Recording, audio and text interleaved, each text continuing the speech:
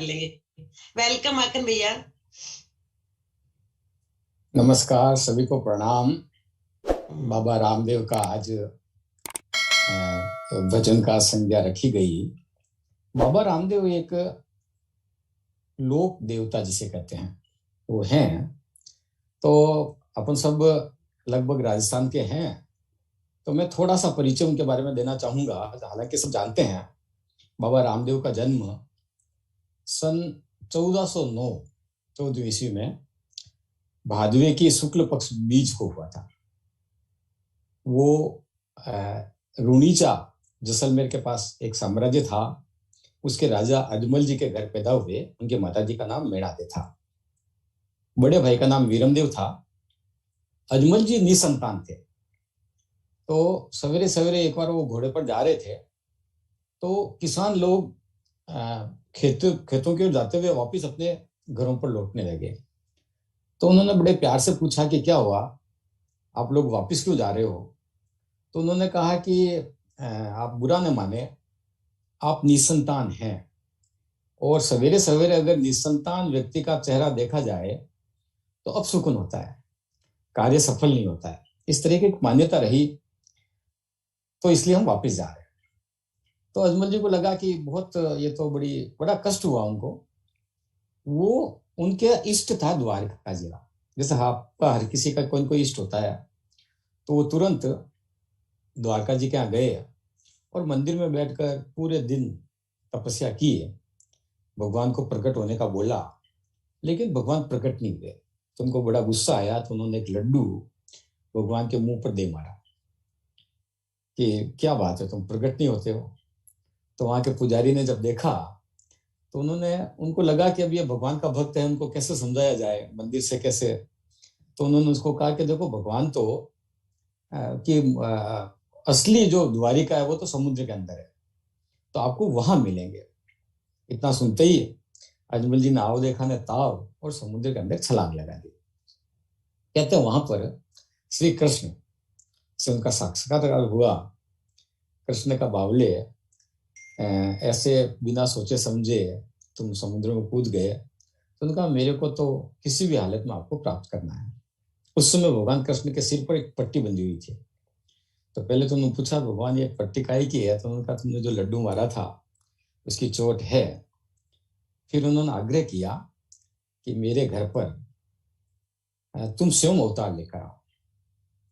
कहते हैं कि भगवान कृष्ण प्रसन्न हुए और उन्होंने कहा कि मैं तुम्हारे यहाँ पर जन्म लूंगा।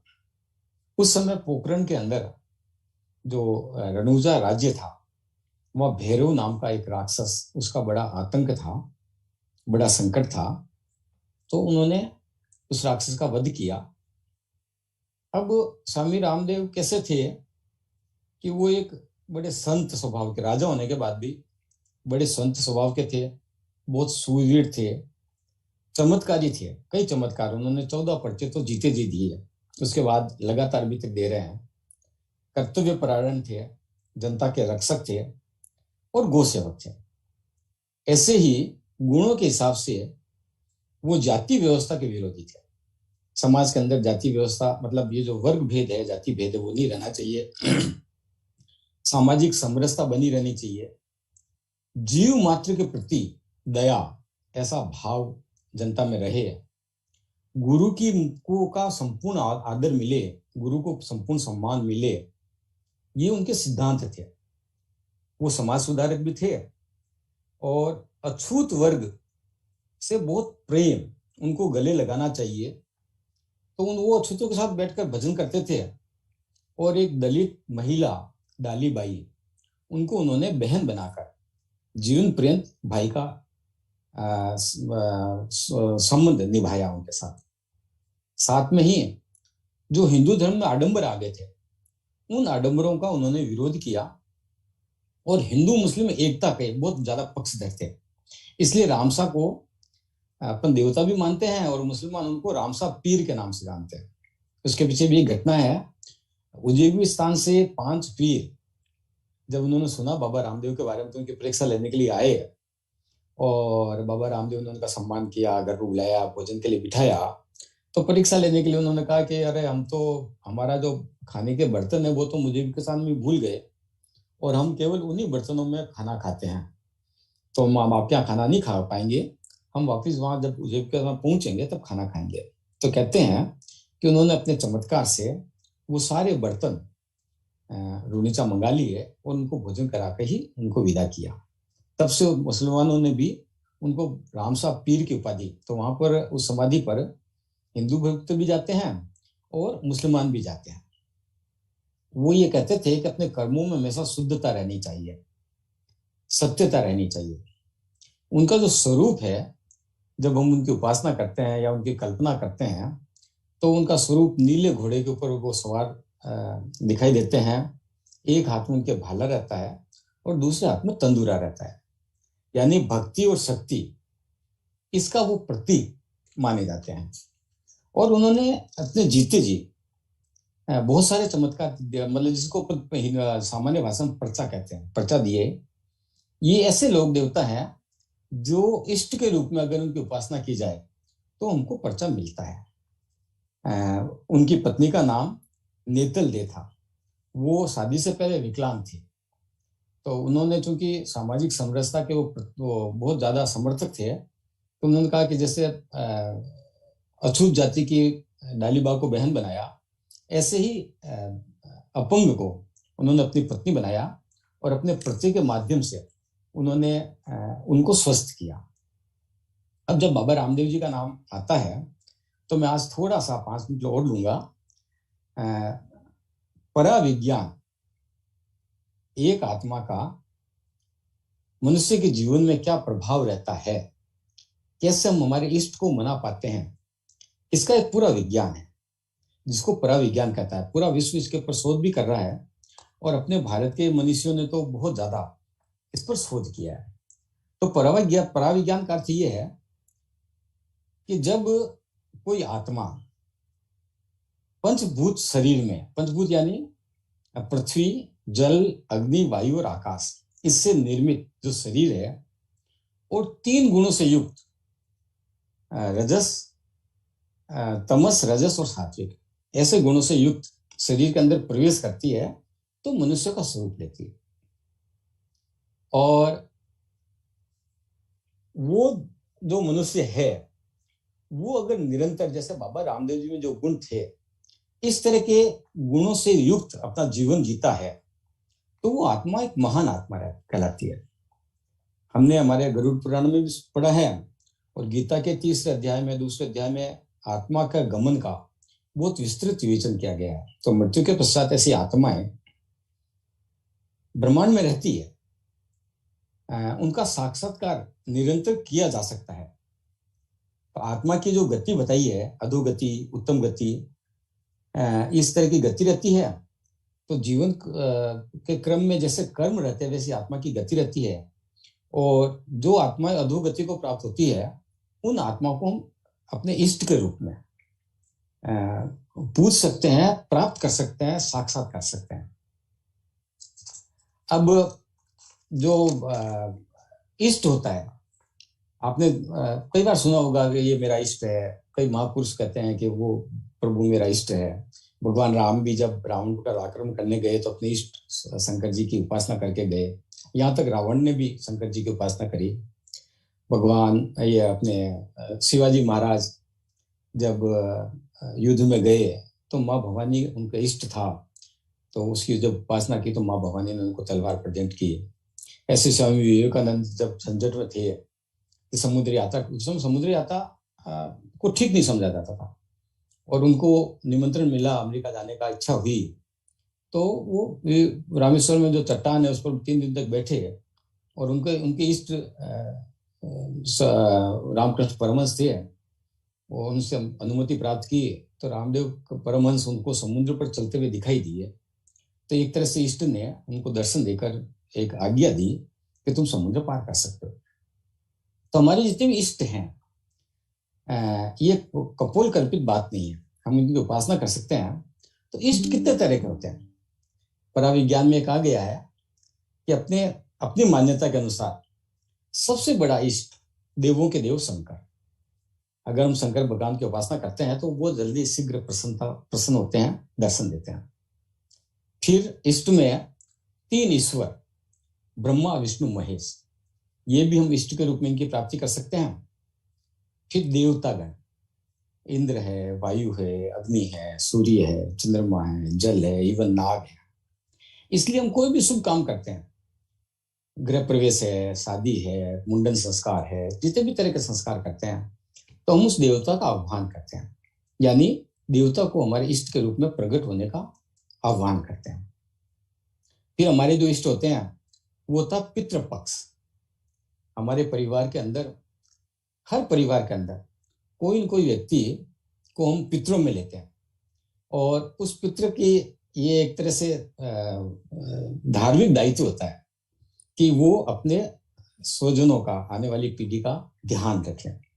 तो जितना ज्यादा आप उस पितृ के प्रति इष्ट आपका होगा, आपकी भक्ति होगी, उतना ही वो पितृ आपको दर्शन भी देगा और आपकी मनोकामना भी पूरी करेगा।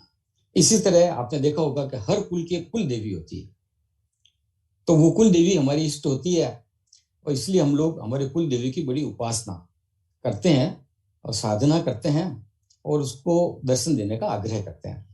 इसी तरह हमारा जो गुरु होता है, अब देखो गुरु की एक विशेषता है कि गुरु मृत्युपरांत भी और जीवित अवस्था में भी हमारा मार्गदर्शन करता है। तो गुरु चाहे हमसे दूर है, लेकिन हमने अगर उसकी इष्ट के रूप में उपासना की है, उसके प्रति निरंतर श्रद्धा रखी है, तो वो हमको प्रत्यक्ष प्रकट होकर हमें हमारा मार्गदर्शन करता है। इसी तरह से लोक देवता, जैसे श्याम बाबा है, अपने साउथ की गादी देवी है, बाबा रामदेव है, इस तरह हर क्षेत्र के अंदर कोई न कोई लोक देवता हुआ है। लोक देवता यानी ऐसा व्यक्ति जिसने जीवन पर्यंत केवल समाज के लिए जीवन जिया, समाज के सुरक्षा के लिए, समाज के लिए समर्पण किया, स्वयं राजा होने के बाद में भी समाज के साथ समरस है। तो इस तरह के लोक देवता वायुमंडल में रहते हैं और वो हम इष्ट के रूप में हम प्राप्त कर सकते हैं। इसी तरह हर परिवार के अंदर, अपने समाज के अंदर सती हुआ करती थी, तो हमारी भी कोई न कोई सती माँ हमारी इष्ट रहती है। तो इस तरह के इष्ट देवता पराविज्ञान मानता है कि अगर हम उनकी पूर्ण रूप से उपासना करें तो वो प्रकट हो सकती है। अब वो प्रकट कैसे होती है, हम उनको कैसे प्राप्त कर सकते हैं, तो उसकी पहली शर्त ये है कि जो व्यक्ति, यानी ये जो अज्ञात और देवी शक्ति है, वो किसको के पर कृपा करती है, वो शक्ति किसका सहयोग करती है, किसको दर्शन देती है, उसकी पहली शर्त यह है कि उस मनुष्य का जीवन ऐसा होना चाहिए जो दूसरों के दुखों को समझता हो, जो व्यक्ति बुराइयों से दूर रहता हो, जिस व्यक्ति के अंदर नकारात्मक विचार नहीं आते हो, जो नित्य इष्ट आराधना करता हो और पुण्य कार्यों में लगा रहता हो, ऐसे व्यक्तियों को उसका इष्ट समय समय पर संकेत देता है, मार्गदर्शन देता है, और अगर आपके इष्ट के प्रति बहुत अधिक भक्ति है तो प्रत्यक्ष दर्शन भी देता है। और इसके बहुत सारे उदाहरण हमारे इतिहास में है। माँ अपने मीराबाई का तो अपन सभी जानते हैं कि उसकी तो अंतिम इच्छा ये थी कि मैं तेरे अंदर ही समाहित हो जाऊं, और वो सशरीर भगवान कृष्ण के अंदर समाहित। विवेकानंद का उदाहरण हमारे सामने है कि रामकृष्ण परमहंस ने उसको प्रत्यक्ष दर्शन देकर और उसको मार्गदर्शन दिया। तो इस तरह के जो का व्यक्तित्व जिनका है, तो ये पहली शर्त है अपने इष्ट को प्राप्त करने की। अब मैं कुछ संकेत बताता हूं जिससे अपन को मतलब उनको एहसास हो सकता है कि हमारे इष्ट देवता हमारे साथ है। इष्ट देवता प्रत्यक्ष रूप में दर्शन दे, ये बहुत भाग्यशाली लोगों का विषय होता है, लेकिन समय समय पर वो हमें संकेत जरूर देते हैं।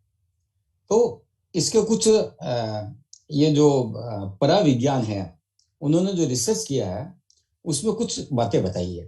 पहली बात, सवेरे 3 बजे से लेकर 5 बजे तक इस तरह की आत्माएं संकेत देने का प्रयास करती है, संदेश देती है। तो कभी कभी आपकी नींद जब अचानक 3 बजे खुलती है तो 3 से 5 बजे तक आपको लगता है कोई मेरे को कुछ बता रहा है। जब हम बहुत ज्यादा कठिनाई में होते हैं तो उस समय आपको कोई दिशा निर्देश दे रहा है, इस तरह का आपको लगता है, तो आपको ऐसा विश्वास होना चाहिए कि आपका इष्ट आपके साथ है। इसी प्रकार यदि आपको सपने के अंदर बार बार किसी मंदिर के दर्शन हो, किसी देव स्थान के दर्शन हो, तो आपको समझना चाहिए कि वो देवता का आपके साथ संबंध स्थापित हो रहा है। यदि आपको भविष्य के होने वाली घटनाओं का पूर्वाभ्यास होने लगे, तब भी आपको लगना चाहिए कि जो देवी शक्ति है वो आपके साथ है। इसी प्रकार परिवार के हर व्यक्ति का सम्मान, हर व्यक्ति का प्यार आपको निरंतर रूप से मिले, यानी आपके ऊपर ईश्वर कृपा बन रही है।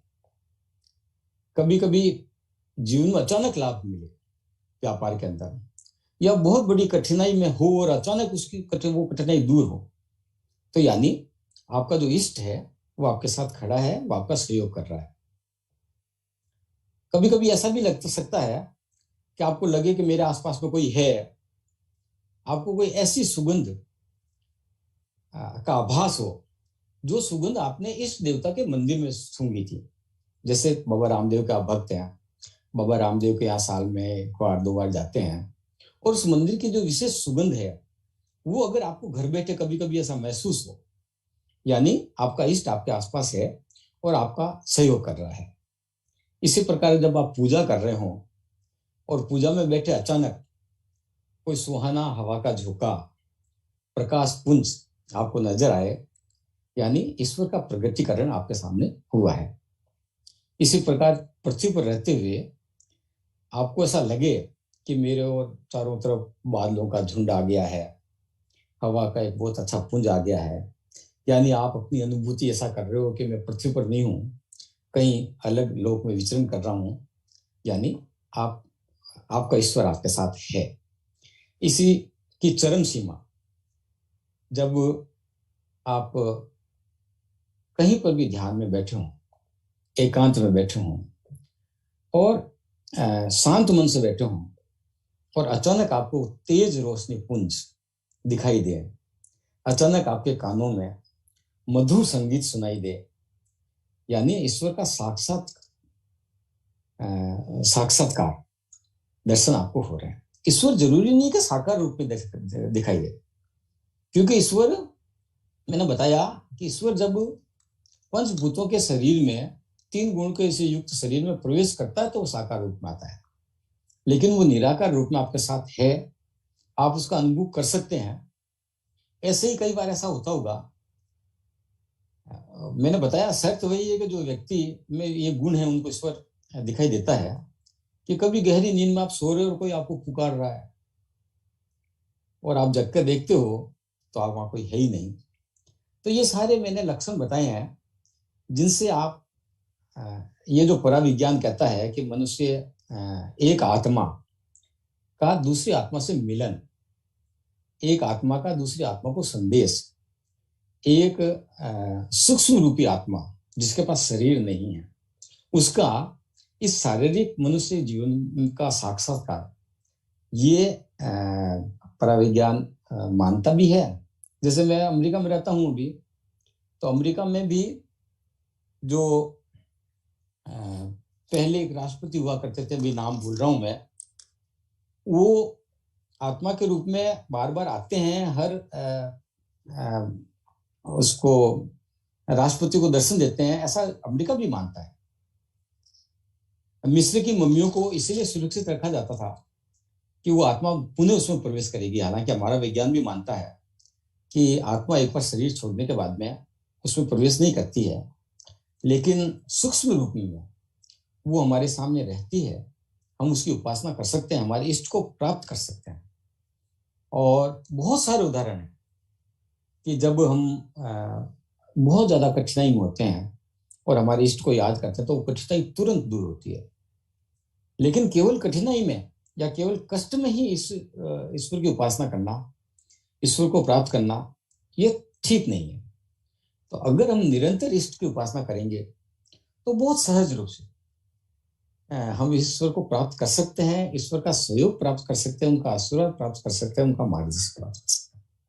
इतना कहकर पुनः बाबा रामदेव के चरणों में प्रणाम। मेरा वैसे जन्म जैसलमेर का है और 1975 में मैं जब कॉलेज में था तो हमने एक बहुत बड़ा सिंपोजियम रखा था पराविज्ञान के ऊपर। उसकी जो बातें मुझे याद है बता रहा हूँ। उसमें करीबन 36 कॉलेजों के प्रोफेसर्स सर्वधर्म सम्मेलन के नाम से हमने रखा था। तो उसमें मैंने सिद्ध करने की कोशिश की थी कि ईश्वर है, उसका साक्षात्कार किया जा सकता है और अपने इष्ट की सेवा और ध्यान उनके प्रति लगन से हम उनका निरंतर सहयोग प्राप्त कर सकते हैं। धन्यवाद, नमस्कार। बहुत भैया, आपकी मेमोरी बहुत शार्प है। बहुत पुरानी पुरानी बातें आपको याद है। थैंक यू सो मच भैया, बहुत अच्छी बातें आज आपने रामदेव बाबा की बताई।